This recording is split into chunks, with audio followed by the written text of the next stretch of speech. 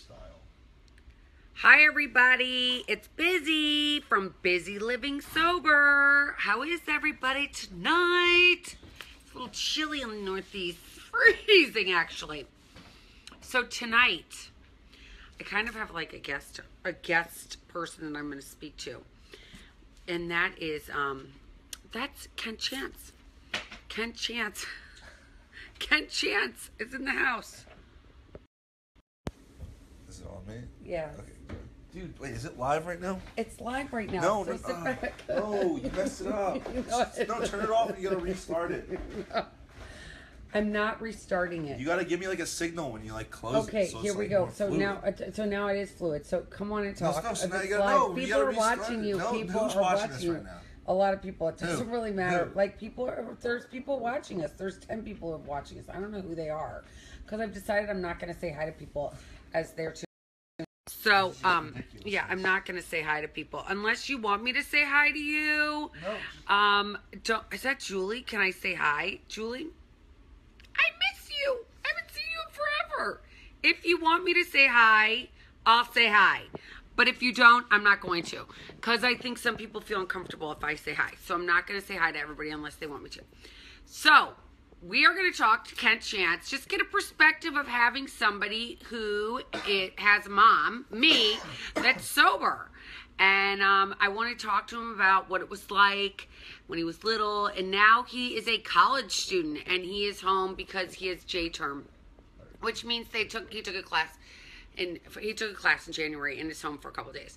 And he was sweet enough to say, I'll do this. But I also had to buy him a plane ticket to get him to do this, to be honest. So here's Kent. Say hello. Hi. First off, I'd like to thank my mom for buying me the plane ticket. It was a great form of bribery. And I'm here to shed some light into the, growing up with in an addict's household, I guess. That would be the best way of putting it. So I guess we're going to just open up the floor to questions from, I guess, the audience and my mom. Hi, Deb, who's in Cancun. Hope you're having fun.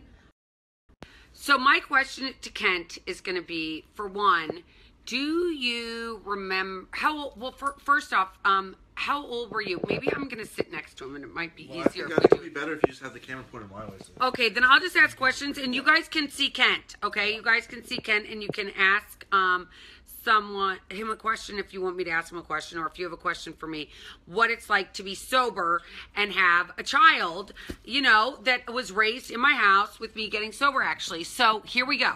Kent. The dog's coming in. So, my question to you, Ken, is how old were you when I got sober? I was about 10 and a half, 11, somewhere in that range. So my memory is really hazy when it comes to when she actually was. How old are you? Drinking. I'm 20 right now. You're 20 years old right now? I'm 20 years old and I'm going to turn 21 in July. So she got sober in what? 2006. No, but what month? In August. Okay, so I just turned 11, I think. Yeah, so you just turned 11. So, my memory is very hazy about what it was like. I have a few experiences. We were actually talking about one earlier today. But when we're looking at the prior, before someone being sober, I'm going to look more to my dad's experiences. I don't know if he wants me to talk about them, but way more familiar with that as it happened a lot more recently. Let's not talk about that. That's not fair. No. That's not fair. So Kent's 21. He has his mom, me, Elizabeth. Busy, living sober, having a busy life now. And we were just talking about his birthday is July 22nd. And my sobriety date is August 14th, 2006. And his birth date is July 22nd, 1996. So, when he was born, I had his father go out and get me a bottle of champagne. And a pack of smokes. Shh, don't tell the child. Those days, thank God. So anyway, Ken, it was very foggy what you remember of your childhood with me when I was still drinking. Yeah, it's a great way of putting it. It was really foggy. Yeah. It was really foggy. Yeah. but I was as present as I could be, right? Yeah, I'm much more familiar with the process and then the aftermath, as some would say. So, would you say that? Would you say that ever since then, what has it been like? So, what happened, and what is it like now? So, what happened? Like, so when do you even remember me getting sober? Or anything? From if my memory serves me right, then what happened was all of a sudden we started going to our grandmother's house more in the middle in September, October. Sort of just being like our mom driving us there saying, oh, you guys are going to spend time with Gigi. Yeah, you were going to spend time with your grandmother so I could go do what I needed to do. So she could go do what she was going to do. We always ask our grandmother, what are we going to do? What is she doing? And she was just saying, oh, she was going, to meet with some people and do it. It was 12-step for me. That's what I used. Yeah, and then we were going to go, and we just ate dinner, and yeah, that's really what I love. I developed my love for my grandmother's applesauce. That's so cute. Was a win-win in it. So I would go to 12-step things, what I needed to do, and he would be with his grandmother, which is where, luckily, I had somebody to watch them when I would do that. Anyway, so now, having a sober mom, has it been beneficial? Like, what is it, has it given you any tools? Like, have you used it in your personal life at all? Yeah, and yeah. How do you deal with living on a college campus and knowing that you could have this gene? I don't know if you do. So, because of being raised by a very overprotective or very vigilant mother, it sort of opened up your eyes, and being the oldest kid, being exposed to all the things I was exposed to, really just opened my eyes to addiction and, seeing the red flags when they pop up. And I mean, it's always been on the back of my mind as a fear of, oh, maybe I'm an addict. But I mean, I try to, whenever I I do drink, and whenever I do, I try to limit myself. I feel like I'm getting past that point, the point of no return. Then I usually just put down whatever I'm drinking, or else get a glass of water. I'll limit myself to like 1 or 2 beers. If it's like a weeknight and I'm just hanging out with my friends and they're like, oh, let's start to drink, I'll limit myself to a beer or 2. But I mean, in the application of it, I have a very dear friend, not naming any names, but they were in trouble last year, and I sort of pointed at saw red flags of addiction, couldn't stop doing what they were doing. Was really running away from their problems, wasn't confronting them head on, would not really ever ask for help. And how did you know that she was in trouble? It was not a he or a she. Okay. How did you know this person was in trouble? You could just tell from the signs. It was something like what sort of signs? I was very familiar with the signs of an addict, because of looking at my dad, who was more recently got sober, but you can really see and pick out the signs of like doing things in excess, blacking out, not really remembering what they were doing, doing a copious amount of drugs and drinking a lot, smoking a lot of cigarettes. Was just everything I would do. I would also talk to this person about some intimate topics, and they would, flirt or skirt around the really touchy ones. And when I tried to press it, it was obvious there was Your sister just tuned in. It was obvious that there was just some deep-seated issues. So I just picked that up, and I just wanted to help. So you realized that you weren't scared. Hi, Hadley. She said, what? Hi, Hadley. Say hi to your sister. Hi, Hadley. So, so when you saw this person that was in trouble in school, you didn't have a problem saying to your friend at school, like, oh my gosh, I'm kind of worried about you. No, I had actually many conversations about, and especially now that they're healthy again. I had a conversation with them after they got the help they needed, and I said, in the back of my mind, I was getting ready for a eulogy speech. Wow, that's pretty deep. It's somebody who's only 20 years old, and you have to think about your friends like having a eulogy speech. That would not be something that would not be something us moms would think that our kids would be talking about outside of a bar, right? We would not think, oh my gosh, our kids are outside of a bar talking about like you're gonna have to have a eulogy speech because you're worried about your friend. Kent, that must have been really kind of, you probably never thought you would have a conversation like that. It took a lot of courage for you to talk to your friend. But I think I try to live a life where I try to expect most, like, eventualities. So, I mean,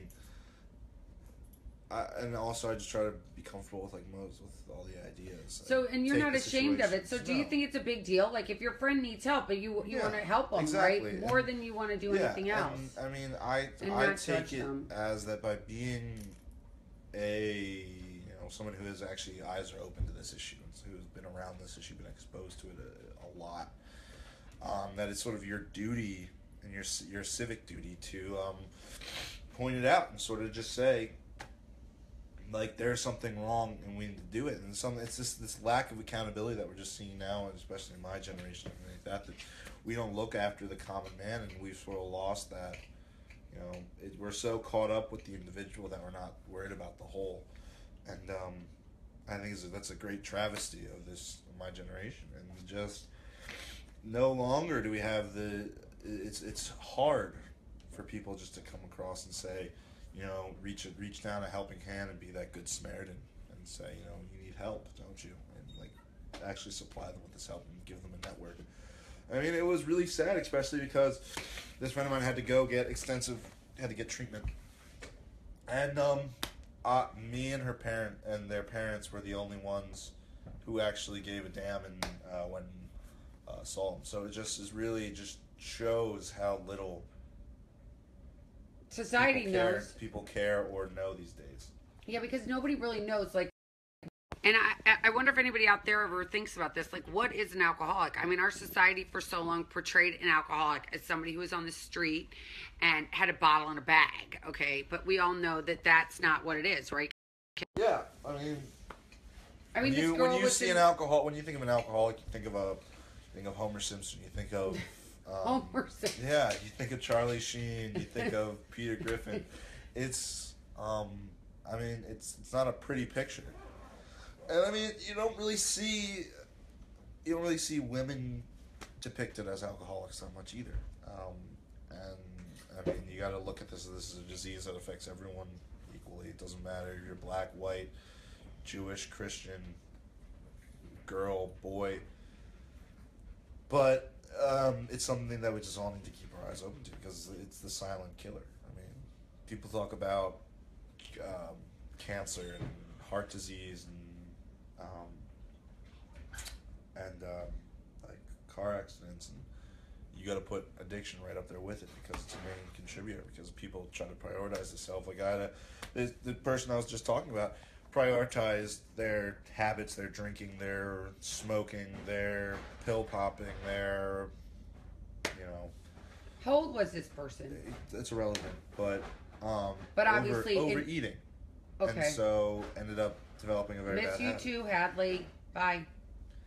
So it's sort of something that we just have to keep our eyes open to.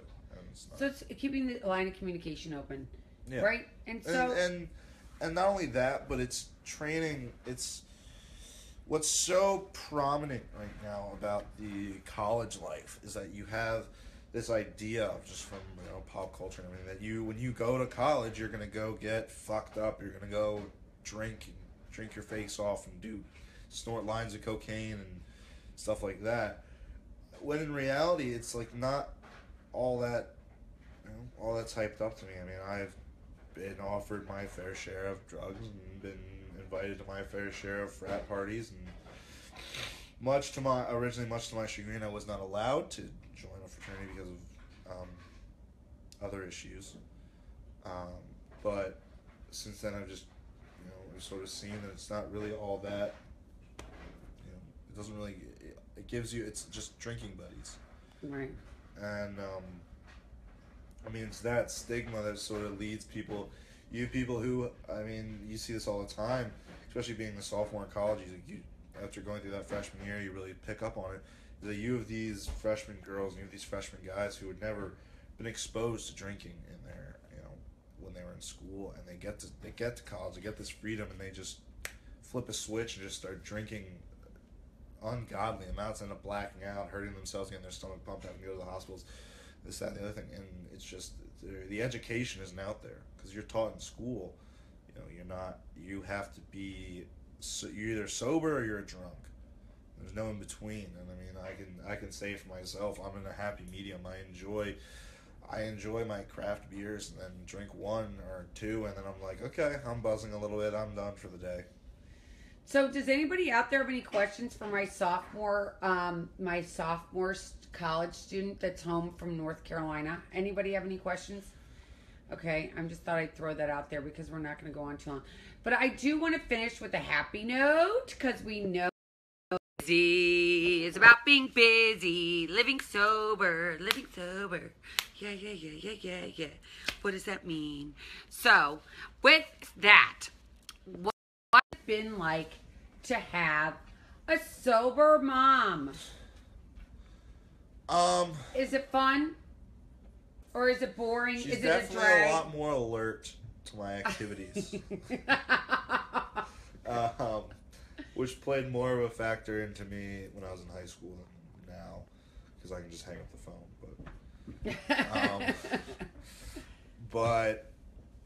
I mean, it's definitely an eye opener because it's a lot more alert, going from one extreme to the other. She's very alert of what we're doing. She's always, we talk daily or every other day at least. We know what each other are up to. We sort of have a good relationship now, because now she has put down the alcohol and not prioritized as much and put us forward, us in that number one priority. So it's just opened up a lot more space for her, a lot more routes for conversations, and I mean it's cool. I mean it's like you have someone who's actually there for you instead of someone who's sort of there for you but also there for their drink at the end of the night. So I think having a sober mom, one of her big points growing up was always don't let the grass, or you're killing the grass, so move your feet. And we never let the grass die. So I think that it's totally circumstantial though. I mean, I hate to burst your bubble, but I think it's totally circumstantial, because you can have a totally functional drunk who's a great parent, but you can also have a totally sober person who's an asshole as a parent. So I think that it's part of it is you got to keep your mind occupied. Because if you get bored, it's the same thing as with going to open up the fridge to go see if there's any food. But instead of you going for food, you see that bottle of wine, or you see the case of beer, or you see the bottle of Jack, or the vodka, and it's just keeping your mind off of that and getting to go, keeping focused on your kids or yard work or your dog or your husband or your wife or your girlfriend or your boyfriend, and or your schoolwork, and just keeping your mind moving and not settling on one thing. So, I just have to say, I want to thank you for doing this totally on the spot. I want to thank him because that was really touching. Some of those topics that you spoke about. Do you want to stand up with me so we can be on together for just a couple seconds? Come on. So you're going to stand up. Okay, we're going to see. Okay, so we're going to sit next to each other. It's really bad. So we might even have Henry hold it. Henry, can you hold it for us? Thank you. Like this. Okay. There you go. All right. So we're just going to say thank you as a mother and son. Yeah. I'm really proud of you. No problem. I'm really proud of you. I just want you to keep up the good work. Yes. And I know it was hard to tell your friend that you would get her help, but you did it, and you did what was right, even though it was hard. Mm-hmm. And you know what? Getting sober was it was hard, but it was the right thing to do for us, for our family. And I think that anybody out there who wants to get help, they have to know that we're right here for you. You're not alone, and it's just it's a way easier, softer life. Wouldn't you say? Yeah, I think it is. So keep fighting the good fight. Don't give up. Don't give up. Don't give up. It's all about waking up in the morning and having the light at the end of the tunnel. Biggest thing I tell my person is the person who I talk to usually daily is give me a highlight of your day and a low of your day, and then it's something they have to look forward to. Something regular. Yeah. So we all have a highlight and a low light for the day, but let's say this. I can tell you this. Anything that I don't have the problems that I had before, because anytime if you were to list what your problems are and get a piece of paper, draw a line down the middle of it, and this is my I put this out there to everybody out there, and if you put down all of the really tragedies that have happened in your life and put them in one column that had to do with alcohol and the ones that didn't have alcohol involved, I want to see what that would look like for you. Try that challenge. Go and get the piece of paper, draw a line down the middle. All the consequences you've had that are poor, that are due to alcohol, put in one column, and the ones that didn't have alcohol involved in all, and see what it looks like. All right? All right. Sound like a good idea? Great idea. Thank you. No problem. You're the man. Yep. Welcome home. Good job, Henry. Thank you. Take care.